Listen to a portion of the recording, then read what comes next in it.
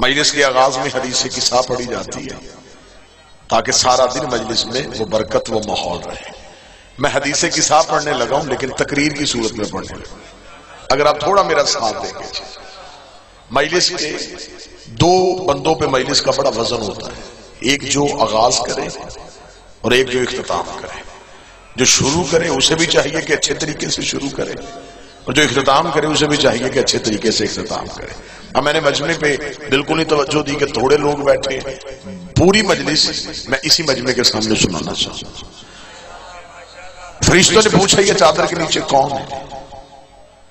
مالک اس چادر کے نیچے 4 عزت والے مرد بھی بیٹھے تھے. صرف شہزادی نہیں، 4 عزت والے مرد بیٹھے تھے. 4 عزت والے مرد کون بیٹھے تھے؟ اور چاروں ہی اپنے اپنے سردار بیٹھے تھے. ایک نبیوں کا سردار، ایک ولیوں کا سردار، 2 جنت کے سردار. اتنے سرداروں کے ہوتے ہوئے تو نے بی بی کا نام کیوں لیا؟ اتنے عزت دار مردوں کے ہوتے ہوئے تو نے شہزادی کا نام کیوں لیا؟ تو تعارف نبی کے ذریعے سے کروا دیتا. کہتا فرشتوں کو محمد ہے، محمد کی بیٹی ہے، محمد ہے، محمد کی بیٹی ہے. میں نے پہلے کہا میں نے مجمع کی تعداد کو نہیں دیکھا، اب آپ نے بھی انصاف کرنا ہے. میرے مالک تو نے نبی کا نام لے کے تعارف کیوں نہیں کروایا؟ فرمایا مشیت کی نگاہیں حال کے آئینے میں مستقبل میں قیامت تک کے گندے مولوی دیکھ رہی تھی. خدا جانتا تھا کل کو بندوں نے کہنا ہے محمد کی اور بھی بیٹیاں تھی، محمد کی اور بھی بیٹیاں تھی. اگر میں کہہ دیتا محمد ہے اور محمد کی بیٹی ہے، کل مولوی کہتے تھے بیٹی تھی لیکن زہرا نہیں تھی، بیٹی تھی لیکن فاطمہ نہیں تھی. میں ہوں فاطمہ تو وہ ابوہا کہہ کے ان کی زبانیں بند کر رہا ہوں. ایک محمد ہے اور ایک ہی زہرا کا باپ، صرف ایک. میرا مالک تو نے عزت. بسم اللہ بابا جی آگے تشریف لے آئیں. سرکار زینت بخش صف اعضاء کو مولا کی منظور نظر لا کر جناب پیر سید محمد علی بخاری صاحب بادشاہ حسین عزت صحت بخت میں اضافہ فرمائے. چادر کے نیچے یہ پنجتن ہے اور تعارف سیدہ سے. توجہ پوری سے. تعارف کا مرکز صرف اور صرف پاک شہزادی کی ذات پاک. بسم اللہ سرکار، بسم اللہ. زحمت کی معذرت. شہزادی کی ہم فاطمہ تو بابو. میرے مالک تو نے تعارف نبی کے نام سے کیوں نہیں کروایا؟ فرمایا آج ہے اہل بیت کا تعارف. اگر میں نبی کا نام لے لیتا تو نبی کا ہر رشتہ دار اہل بیت ہو جاتا. اگر ہر رشتہ دار اہل بیت ہو جاتا وہ درود میں آ جاتا. جو درود میں آتا وہ نماز میں آ جاتا. اور جن بندوں کے نام سے وضو ٹوٹ جائے وہ نماز میں آتے اچھے نہیں لگتے. فرمایا میں نے فاطمہ کا نام دے کے تعارف اس لیے کروایا ہے تاکہ میں زمانے کو بتا دوں کہ محمد کے رشتہ دار اہل بیت نہیں، زہرا کے رشتہ دار اہل بیت. شامل درود وہ ہے جو اولاد زہرا ہے. اللہم صلی علی محمد وآلہ. منت کروں گا شیعہ ہو اپنے گھروں سے حدیث کسا کو نہ جانے دینا. حدیث کسا جس گھر سے چلی جائے اس گھر سے برکت چلی جاتی ہے. بہت پرانی بات نہ بھی کروں، قبلہ بخاری صاحب آپ تائید فرمائیں گے 15-20 سال بھی پیچھے چلے جائیں. ہمارے گھروں میں کوئی مصیبتیں آتی تھی، ہماری مائیں موج سے پڑھتی تھی. مصیبت دروازے سے واپس چلی جاتی تھی. اب یہ چیزیں ختم ہو گئی ہیں. گھروں سے ہم نے یہ چیزیں ختم کر دی. جب سے گھروں سے یہ چیزیں ختم کر دی گھروں سے رحمتیں چلی گئی. حدیث کسا کو اپنے گھر سے نہ جانے دینا. مقصر کی کوشش ہے کہ حدیث کسا کو گھروں سے نکالے گا، کیونکہ حدیث کسا وہ قصیدہ ہے جو اللہ نے پنجتن کا پڑھا. اب میں نے اکثر دیکھا اکثر جگہوں پہ مسجدوں میں نماز کے لیے رکیں یا بارگاہوں میں جائیں یا شب جمعہ حدیث کسا کی جگہ دعائے کمیل پڑھی جاتی ہے. میں دعائے کمیل کا منکر نہیں ہوں، دعائے کمیل کا انکار نہیں کرتا، لیکن جو بندہ دعائے کمیل کا ترجمہ پڑھا ہے وہ اگلی سطر پہ ضرور بولے گا. دعائے کمیل علی کی تعلیمات ہیں، علی کے حالات نہیں. دعائے کمیل میں علی نے گناہگار کو بتایا ہے کہ اللہ سے بات کیسے کرنی. کمیل نے پوچھا میرے مالک کوئی بندہ گناہوں میں ڈوبا ہو، ڈرتا ہوا اللہ کی بارگاہ میں نہ جاتا ہو، جانا بھی چاہتا ہو ڈر بھی رہا ہو، فرمایا ان لفظوں کے ساتھ اسے بلاؤ وہ راضی ہو جائے گا. اب مجمع کے چہرے پہ پریشانی آ گئی تو پھر میں ممبر ہی چھوڑ دوں گا. اس سطر پہ انصاف کر دیجئے گا. دعائے کمیل میں اور حدیث کسا میں یہی فرق ہے. دعائے کمیل میں علی نے بتایا ہے کہ اللہ سے گفتگو کیسے کرنی ہے، حدیث کسا میں اللہ نے بتایا ہے کہ پنجتن سے گفتگو کیسے کرنی ہے. یا اور آسان کروں، حدیث کسا میں اور دعائے کمیل میں فرق ہے۔ دعائے کمیل میں علی نے بندے کو اللہ تک جانے کا رستہ بتایا، حدیث کسا میں اللہ نے بندے کو پنجتن تک آنے کا رستہ بتایا۔ حدیث کسا اور ہے، دعائے کمیل اور ہے۔ اگلی سطر اور پڑھ دیتا ہوں۔ دعائے کمیل میں بندہ اللہ کی منتیں کرتا ہے، میرے گناہ معاف کر دے، مجھے بخش دے، میرے اوپر رحم کر دے، مجھے عذاب سے بچا دینا، میرے اوپر رحم کر دے، مجھے بچا لے، مجھے بچا لے، مجھے بچا لے۔ دعائے کمیل میں بندہ منتیں کر رہا ہے، حدیث کے سامنے اللہ وعدہ کر رہا ہے جو آ گیا وہ بچ بھی گیا ہے، رحمت بھی لے گیا ہے، مغفرت بھی۔ بسم اللہ سر۔ ابتدائی مجلس میں حدیث کسا پڑھی جاتی ہے نا سرکار، تو میں حدیث کسا تقریر کی صورت میں پڑھوں۔ حدیث کسا کو واقعہ نہ سمجھنا، قصہ نہ سمجھنا، کہانی نہ سمجھنا۔ حدیث کسا 14 کے رازوں میں سے ایک راز ہے، اس لیے تو معصوم نے کہا بے اولاد ہو پڑھ اولاد ملے گی، مقروض ہو قرض ادا ہو جائے گا، بیمار ہو شفا مل جائے گی، گھر چاہیے جو مانگو گے اس راز کے صدقے ملے گا۔ اب میں حدیث کسا کے راز پڑھ دیتا ہوں اور بڑی جلدی پڑھتا ہوں۔ حدیث کسا اس صحابی نے روایت کی ہے جس نے 5 اماموں کی خدمت کی ہے۔ کتنا جلیل القدر صحابی تھا جس نے پہلے محمد کا سلام 5ویں محمد تک پہنچایا، اور اس نے شہزادی سے سنا۔ جی حدیث کسا جس نے کروڑوں دفعہ آپ نے پڑھی ہے سنی۔ حدیث کسا کہاں سے شروع ہوئی؟ بی بی کہتی ہے ایک دن نبی میرے گھر آئے، ہلکا سا بھی ترجمے میں ہیر پھیر ہو تو ٹوک دینا۔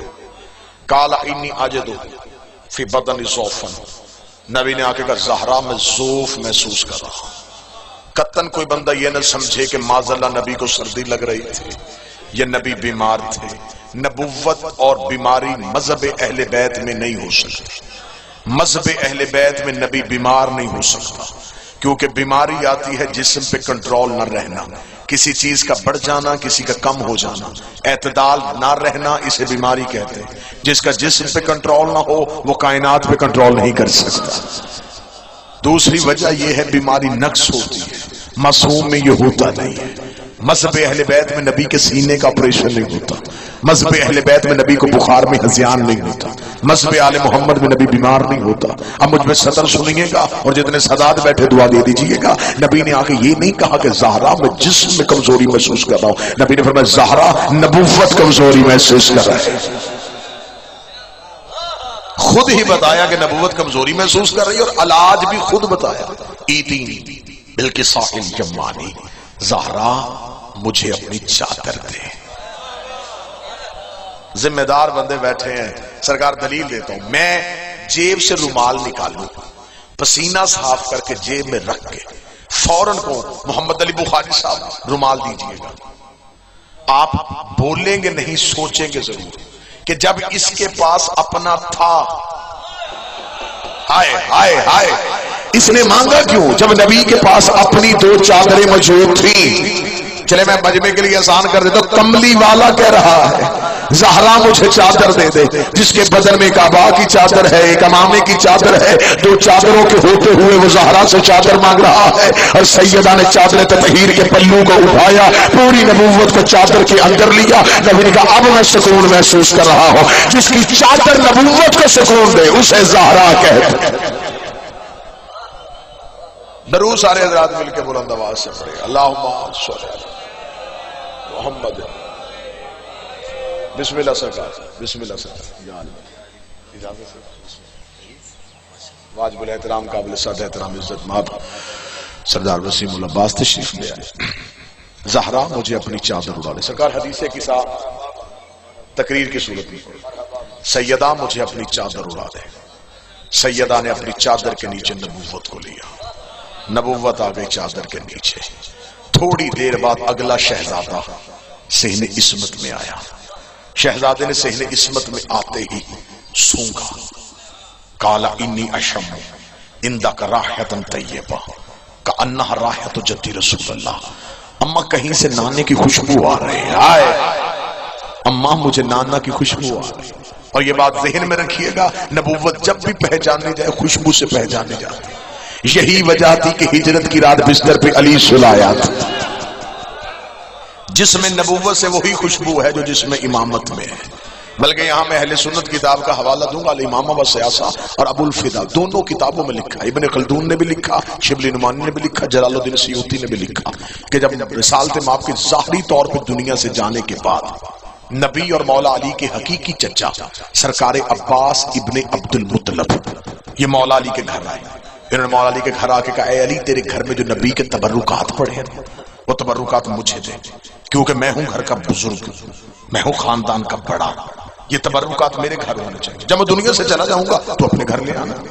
مولا امیر المومنین نے جناب عباس ابن عبد المطلب کو بٹھایا، اندر گئے، تبرکات والا صندوق لا کے جناب عباس کے قریب رکھا، ان کا امامہ اتارا، نبی کا امامہ ان کے سر پہ رکھا، نبی کی عبا ان کے دامن پہ دی، نبی کی چادر ان کے دوش پہ رکھی، نبی کا عصا ان کے ہاتھ پہ دیا، نبی کی نالین ان کے سامنے رکھے گا. چچا عباس اٹھیے. کتابیں کہتی ہیں جناب عباس ابن عبد المطلب نے ضعیفی میں جوانی کا زور لگایا. جناب عباس ابن عبد المطلب سے اپنی جگہ سے ہلا بھی نہ گیا. کہتے ہیں علی کیا وزن رکھ دیا تو نے میرے اوپر، مجھ سے اپنی جگہ سے ہلا کیوں نہیں جا رہا؟ اتنا کہنا تھا یا امیر المومنین کا حسن میرے قریب آ. بچپن کا کھیلتا ہوا حسن قریب آیا، وہی امامہ حسن کے سر پہ رکھا، وہی ابا حسن کے جسم پہ ڈالی، وہی چادر حسن کے دوش پہ دی. حسن صحن عصمت میں چلنا شروع کیا. آواز زہرا ذرا حسین کو باہر بھیج. حسین صحن میں آئے، وہی امامہ حسین کے سر پہ رکھا، وہی ابا حسین کے جسم پہ دی. حسین نے چلنا شروع کیا، علی نے وہی امامہ اپنے سر پہ رکھا، وہی ابا اپنے دوش پہ لی. علی نے ٹہلنا شروع کیا. جناب عباس ابن عبد المطلب اپنی جگہ سے اٹھے. مولا علی نے فرمایا چچا عباس یہ تبرکات کیوں نہیں لے کے جا رہے؟ فرمایا اس بات پہ پریشان نہیں ہو، یہ وصل میں نے نہیں اٹھایا، تیرے بیٹے نے کیسے اٹھا لیا. پریشان اس بات پہ ہو جیسے ابا تجھے پوری آئی ویسے ہی حسن کو پوری آئی، ویسے ہی حسین کو پوری آئی. فرمایا چچا عباس یاد رکھنا یہ نبوت کا بوجھ ہے، امامت کے علاوہ کوئی اٹھا ہی نہیں سکتا. یہ بار نبوت یا رسول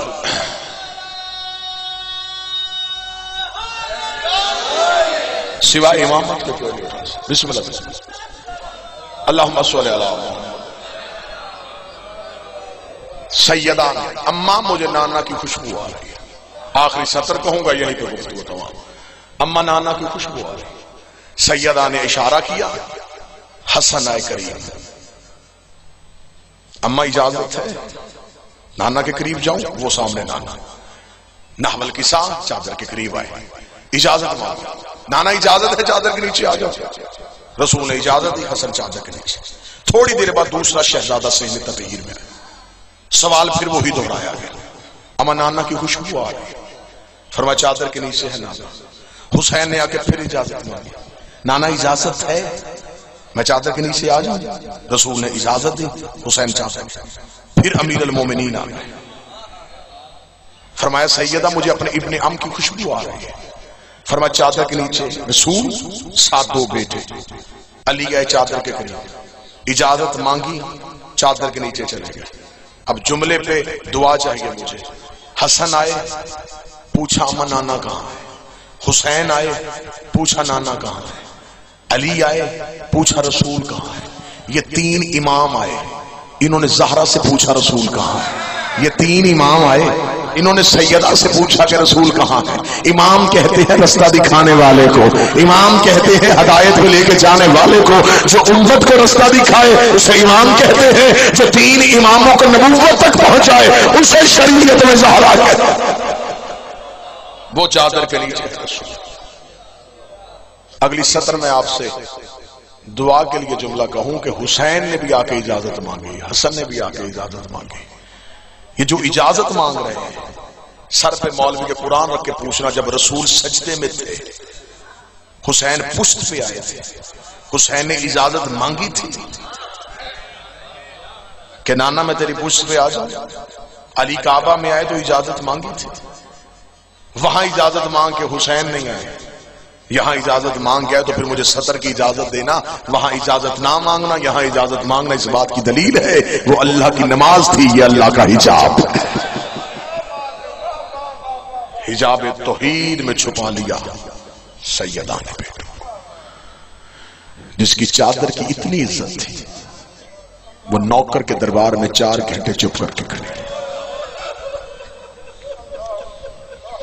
بس مصائب کی دنیا کا بادشاہ حسین کا ایک عطا کیا ہوا سرکار ابوالفضل عباس کا نوازا ہوا نام میرے بھائی تشریف فرما ہے. جی بھر کے آپ کو مصیبت صرف 2 سطریں پڑھوں گا.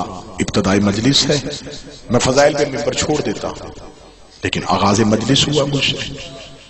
وہ پاک بی بی پرسے میں شریک ہو گئی ہے، جو تقریر سننے نہیں آئی، وہ صرف پرسہ لینے کے لیے آئی ہے. ایک دعا کہوں گا، آمین ضرور کہنا. میرا اللہ ہر اولاد پہ ماں باپ کو سلامت رکھے. اولاد چھوٹی ہو، بسم اللہ سرکار. بادشاہ امام حسین سید الساجدین کی عزت کے صدقے سے میرے مالک مومن مخصوص کو مکمل صحت عطا فرمائے. اولاد چھوٹی ہو، باپ مر جائے، ماں اولاد پال لیتی ہے. اللہ نہ کرے اولاد چھوٹی ہو اور ماں مر جائے، باپ سے اولاد پال لی نہیں جاتی. پھر رشتہ دار عورتیں آتی ہیں، کوئی کہتی ہے یہ بیٹی مجھے دے دے، میں جوان کر کے دے دوں گی. بہن کہتی ہے بھائی مجھے یہ بیٹا دے دے، اسے میں پال لیتی ہوں. پتہ ہے کہ باپ سے اولاد پالی نہیں جانی. یہ میرے بدے ہوئے ہاتھ ہیں. صرف 3 جمادی الثانی تک علی غریب نہیں رہا. 3 جمادی الثانی کے 2 دن بعد جا کے علی نے رسول کی قبر پہ امامہ اتارا.